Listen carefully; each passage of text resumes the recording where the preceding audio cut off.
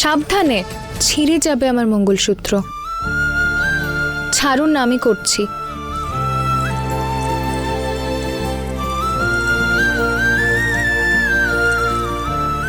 জামাইবাবু, আমি মহাদেবের কাছে প্রার্থনা করব যাতে আপনারা দুজন এইভাবে সারা জীবন সাথে থাকেন।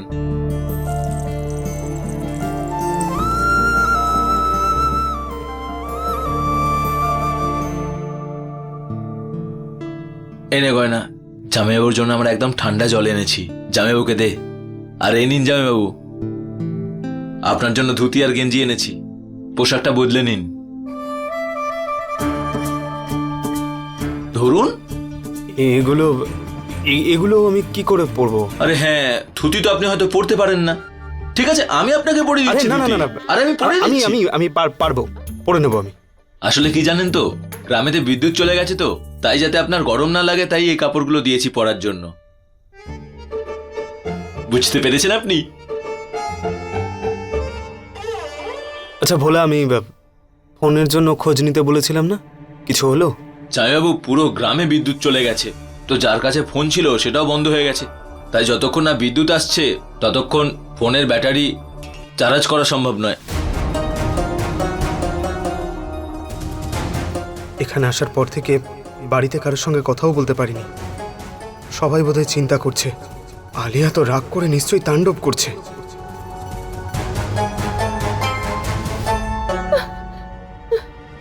জানি না আয়ুষ্মান কোথায় চলে গেল, ওর ফোনটাও লাগছে না, ফোনটা সুইচ অফ বলছে। পিসিমা, আচ্ছা আয়ুষ্মানের সঙ্গে গয়না আর ওর স্বামী কিছু করে ফেলেনি তো?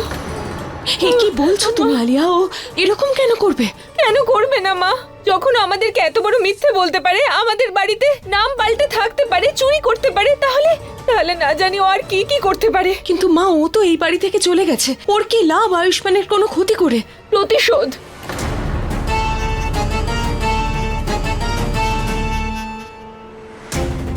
যবে থেকে এই বাড়ি থেকে ওকে আমরা তাড়িয়েছি, ওকে জেলে পাঠিয়েছি, তবে থেকে ও হয়তো ভেবেছে যে এই জিনিসটার প্রতিশোধ নেবে। আর যেই ও জেল থেকে বাইরে বেরিয়ে এলো, আয়ুষ্মান নিখোঁজ হয়ে গেল। না, মনে হয় এই দুটো ব্যাপার একসঙ্গেই জুড়ে রয়েছে। আমি তো কিছুই বুঝতে পারছি না যে কি। এটা কিসের আওয়াজ?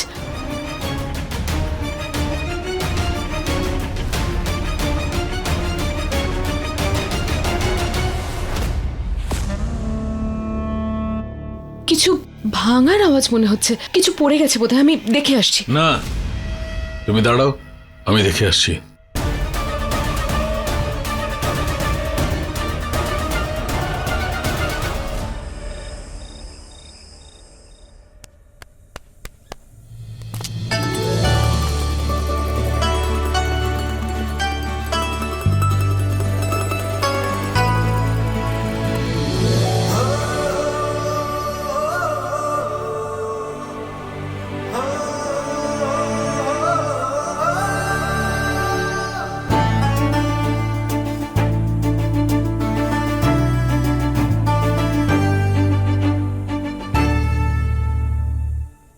আরে বাহ জামাইবাবু, আপনাকে এই পোশাকে তো আমাদের পুরো গ্রামের লোক মনে হচ্ছে। আসুন, বসুন, খাবার খান। আরে না না, আমার খিদে পাইনি, আমি কিছু খাবো না। আরে জামাইবাবু, লজ্জা পাবেন না, শ্বশুর বাড়িতে জামাইরা রাজা হয়, রাজা। আরে জামাই বাবা, বসে গরম খাবারটা খেয়ে নাও। বসুন না ডাক্তারবাবু।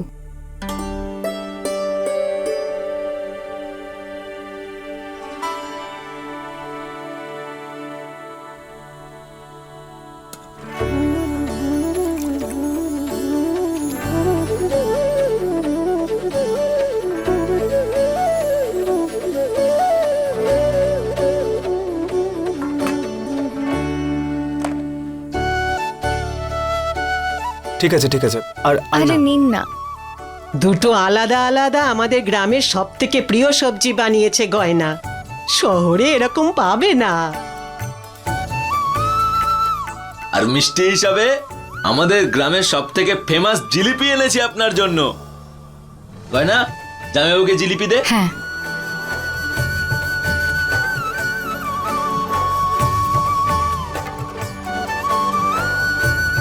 ব্যাস ব্যাস। আরে আর একটা নাও না, মনে হয় শহরে গয়না তোমাকে কিছু খাওয়ায়নি। খাও না জামাই বাবা।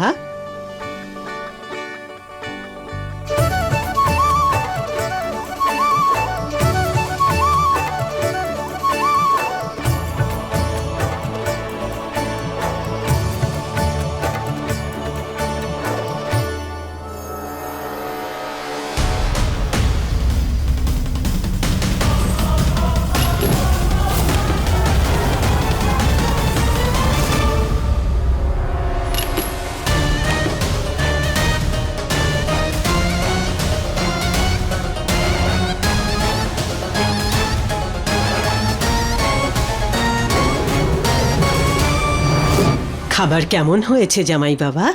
খুবই ভালো।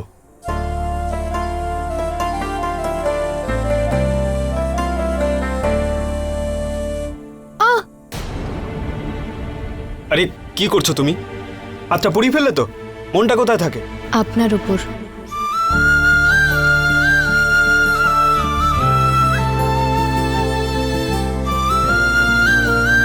মানে আমার মন আপনাকে খেতে দেওয়ার উপর ছিল। আরে তোর খেয়াল তো জামাই বাবা রাখছে। সত্যি খুব ভাগ্য করে স্বামীর এরকম ভালোবাসা পাওয়া যায়। আরে গয়না, তুই রুটি শেখা বন্ধ কর আর জামাইবাবুর সঙ্গে বসে খাবার খা। না, আমি পরে খেয়ে নেব। আরে পরে খাবি কেন? জামাইবাবুর সাথে বসে একসাথে খা। হ্যাঁ গয়না, আমি রুটি বানাচ্ছি, যা তুই বস। যা গয়না, ভাবছিস কি এত? বস, নিজেদেরই তো লোক আমরা।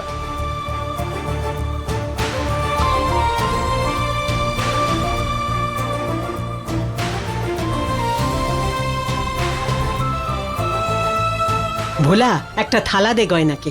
থালার কোনো প্রয়োজন নেই ঠাম্মা, দুজন এক থালাতেই খাবে। এক থালায় খেলে ভালোবাসা বাড়ে। হ্যাঁ সেটা তো ঠিক। খা গয়না, কি ভাবছিস? শুরু কর। জামাইবাবু খান না, গয়না খা।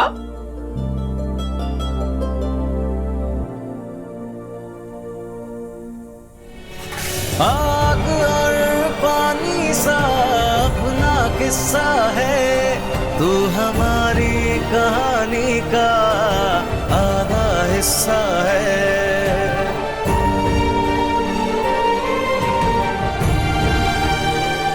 পিসিমা, মা, আমার মনে হচ্ছে যে আয়ুষ্মানের নিখোঁজ হওয়াতে গয়না আর ওর স্বামীর হাতই রয়েছে। আমাদের না ওদের গ্রামে যেতে হবে, এই ব্যাপারে খোঁজ খবর নিতে হবে যে কি হয়েছে আসলে, কেমন করে হয়েছে।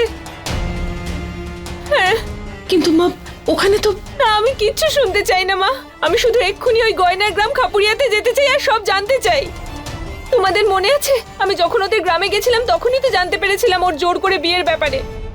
পিসিমা, আপনি নিজেই ভাবুন, ওর স্বামী তোর সঙ্গে থাকে না, কিন্তু যেই ও জেলে গেল আর ওকে সেখান থেকে ছাড়িয়ে নিয়ে চলে গেল আর আয়ুষ্মানও নিখোঁজ হয়ে গেল। আমরা ওখানে গেলে একটু সান্ত্বনা তো অন্তত পেতে পারবো যে আয়ুষ্মান ওখানে আছে না নেই। কিন্তু মা গয়না এরকম মেয়ে নয়, ও এরকম করতেই পারে না। ব্যাস ছোট বউ, বলবে না শুনবে। ওই ভিকিরি মেয়েটার এত বড় ক্ষমতা নেই যে ও আমার পরিবারের ক্ষতি করবে। কিন্তু যখন আলিয়া বলছে তখন ওর মনের শান্তির জন্য আমরা ওই গয়নার গ্রামে অবশ্যই যাব।